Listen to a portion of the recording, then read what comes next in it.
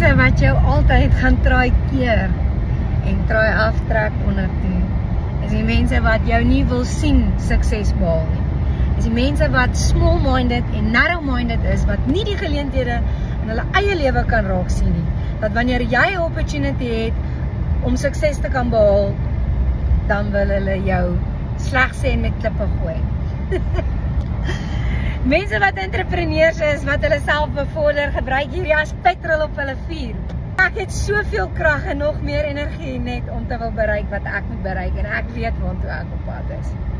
Ek wil net vir die ander mense wat nou ook 'n lang pad het om te ry na jou bestemming toe waar jy nou moet gaan, draai 'n nuwe besigheid kry en hustle papie, hustle, dis wat ons doen.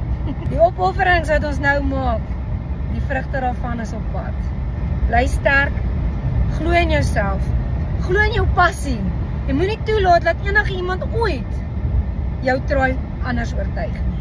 Die mense wat vir jou lief is en die mense vir wie jy omgee, sal die enigste mense wees wat jou gaan ondersteun en jou nog verder wil dryf en druk. Ek wil net vir my ma sê, mamma, dankie vir mamma se ondersteuning. My pa en my boeties ook, maar ek wil net vir my ma spesifiek sê, my ma, ek nog al die jare vir my pa, wat awesome is, maar die absolute passie wat sy het, net om te sien dat ek bereik wat ek wil bereik en waarmee ek besig is. Mamma, jou liefde en ondersteuning druk my baie keer deur baie. Ek wil net sê baie dankie. Ek is lief vir ma. En my 2 kindertjies, Jessie, hulle is sterk. Hulle weet presies waarmee hulle ma besig is. En hulle luister vir absoluut geen kwaad wat in hulle gesaai word nie. Hulle is net so ongelooflik sterk. Aan jou, Eunice.